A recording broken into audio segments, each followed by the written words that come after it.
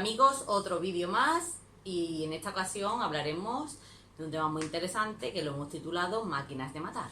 Hoy en día, a pesar de los esfuerzos de los principales organismos públicos de salud y de las campañas de seguridad que se realizan, pocos son conscientes o somos conscientes de que los accidentes automovilísticos, los siniestros viales, son la causa número 1 de las muertes en carretera de los menores de 35 años. Aunque esto no fue siempre así.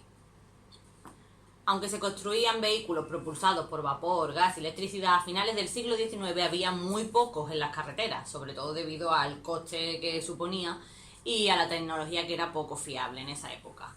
Esto cambió en 1908 cuando surgió aquel famoso Ford Modelo T que permitió hacer asequible el comprarse un vehículo, ya que se hacían en cadena. Para 1915, en Norteamérica sobre todo, el número de vehículos de motor registrados estaba en los millones, debido a este modelo de Ford. En una década, el número de colisiones de automóviles o muertes que ocurrían en estas carreteras pues se disparó. En los primeros 4 años después de la guerra mundial, más personas murieron en siniestros viales de los que habían sido asesinados durante esta batalla en Europa. Los efectos negativos de este cambio sin precedentes que ocurrió en el transporte se hace sentir especialmente en las zonas urbanas, claro que está, donde el espacio vial era limitado y los hábitos peatonales estaban arraigados poderosamente.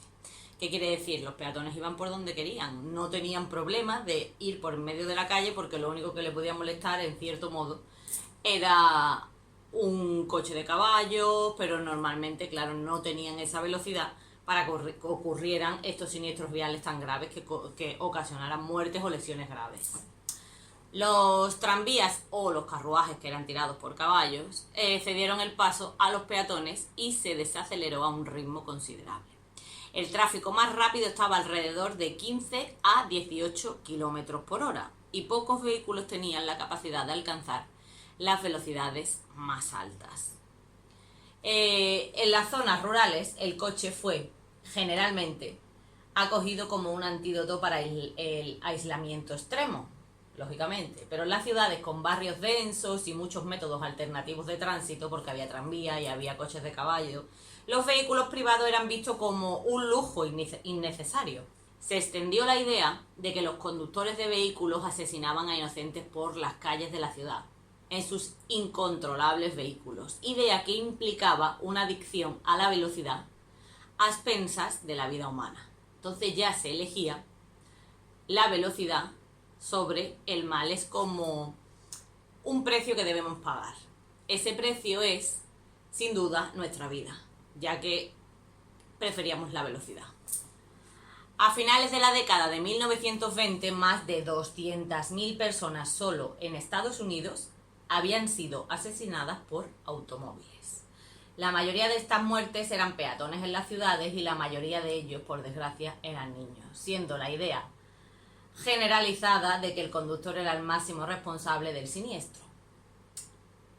Y realmente llevaban razón. Es fatalidad vial que sigue ocurriendo en la actualidad, lo que no es tan exagerada. Pues que hubo protestas generalizadas y se incluyeron, hubo enormes mítines, editoriales de periódicos vehementes e incluso aglomeraciones enfurecidas que atacaban a los automovilistas a raíz de alguna colisión. De repente se producía un siniestro, una colisión en cualquier calle y todos se abalanzaban contra esa persona que había colisionado contra un peatón o le había hecho bastante daño al que fuera, ¿no? A medida que la prensa negativa aumentó, las ciudades pedían límites de velocidad más bajos y unas leyes estrictas que regularan la velocidad, el tráfico y la seguridad. La floreciente industria del automóvil de repente se vio inmersa en una hecatombe comercial, de la que supo salir estupendamente, por lo que veremos ahora. Los estudios demuestran que alrededor del 5% de los peatones mueren cuando son golpeados por vehículos que viajan a menos de 30 km por hora, en comparación con el 80% de los que son golpeados por vehículos que superan los 60 km por hora. Debido a esto, pues se debía bajar la velocidad. Querían, ¿no?, bajar la velocidad. Esto golpeaba directamente con la industria automotriz, porque lo que te vendía era velocidad, llegar a un sitio rápidamente. no en coche de caballos, que tardabas más, o en tranvía o en tren. Esto simplemente tenías tu coche o tu vehículo aparcado en la puerta y era la comodidad y la velocidad lo que hizo aumentar las ventas de esta industria automotriz. A través de una serie de transformaciones legales y físicas, pues se reformulan los argumentos sobre la seguridad de los vehículos mediante la colocación de la culpa, estos fueron muy inteligentes, a los conductores imprudentes y a los peatones descuidados, claro está, en lugar de la mera presencia de estos vehículos en el suelo urbano, ¿no? Socialmente se discute si la seguridad en la calle, cómo se puede mejorar, y se comienza a establecer las normas de tráfico estandarizadas que podían aplicarse, pues se aplicaron en todos los países. Este modelo de ordenanza fue el primero que privó oficialmente el acceso de los peatones a las vías, a la vía pública. Los peatones podían cruzar en los cruces peatonales y también podían cruzar cuando el tráfico se lo permitiera, que esto, en otras palabras, es cuando no hubiera tráfico. Simplemente se empezó a ordenar o reordenar urbanísticamente todo en torno al coche. El que tenía la prioridad, y de hecho a día de hoy sigue teniéndola, es el coche. Todo se hace exclusivamente en beneficio de este uso o modo de transporte, que es el coche, ni de peatones ni de otro tipo de vehículos, simplemente es el coche. Ahora las calles estaban hechas solo para los coches. Por la década de 1930, pues esta legislación representaba la nueva regla de la carretera, lo que hacía incluso más difícil tomar recursos legales contra los conductores. Mientras tanto, la industria automotriz, intentando mejorar su imagen continuamente, realizaba campañas de publicidad contra este peatón imprudente que cruzaba por donde quería, y eso no podía ocurrir, no se podía cruzar ni caminar por donde quisiese. Por tanto, toda una generación de niños creció siendo entrenados que las calles eran sola y exclusivamente para vehículos. Ya el peatón había desaparecido. Una vez que se aseguró la aceptación social de los vehículos particulares, pues los defensores de los automóviles podían comenzar a reconstruir el entorno urbano para introducir el automóvil como la mejor opción de transporte. Así se le ganaba la batalla al tranvía en las grandes ciudades, sobre todo. Ingenieros de caminos siempre, en esa época definían una buena vía como la carretera con una gran capacidad para vehículos de motor, ¿no? Que no contaban con el número total de personas que se movían ni de usuarios. Simplemente era cuántos vehículos de motor caben y eso es una buena vía o no.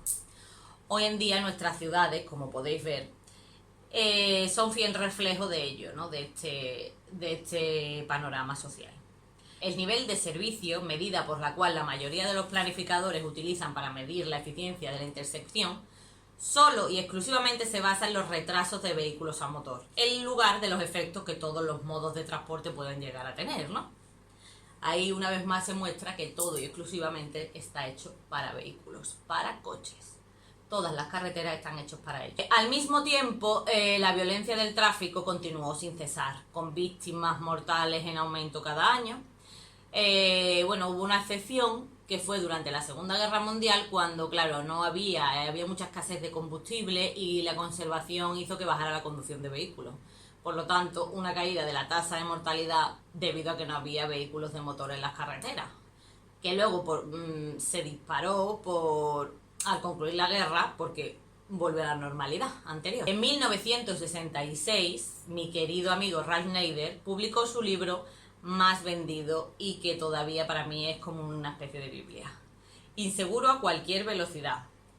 Detalla en este libro los esfuerzos de la industria automotriz para suprimir las mejoras de la seguridad en favor a los beneficios de esta industria automotriz. En el prefacio de su libro, Nader señaló los enormes costos causados por colisiones de vehículos privados. En lugar de dirigir el dinero hacia la prevención, como mejoras en los vehículos, cambio de comportamiento o diseño de la carretera, el dinero se gasta en el tratamiento de los síntomas de la violencia vial, que a día de hoy, en 2018, esto también ocurre. Nader sugirió que la protección de nuestros derechos o la seguridad física necesita el mismo amplio apoyo dado a los derechos civiles, incluso en la cara de una industria con tanto poder financiero como era la automotriz.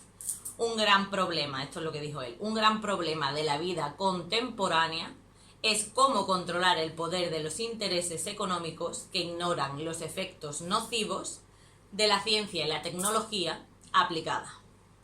La tragedia del automóvil es uno de los más graves de estos ataques hechos por el hombre en el cuerpo humano. Y esto lo escribió Neider en 1966. Tras la publicación del libro de Neider, Inseguro a cualquier velocidad, se crearon organizaciones para combatir estos problemas de seguridad con el automóvil, que era realmente un problema de salud pública.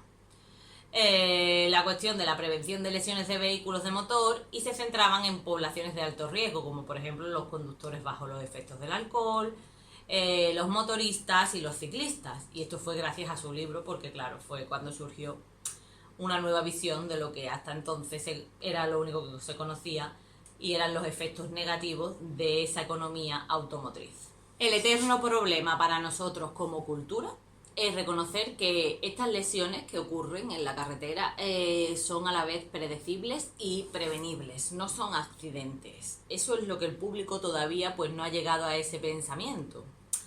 Los accidentes de vehículos de motor son algo más que accidentes, no ocurren por acto del destino, siempre alguien es el culpable o alguien tiene más culpa que otro, en fin.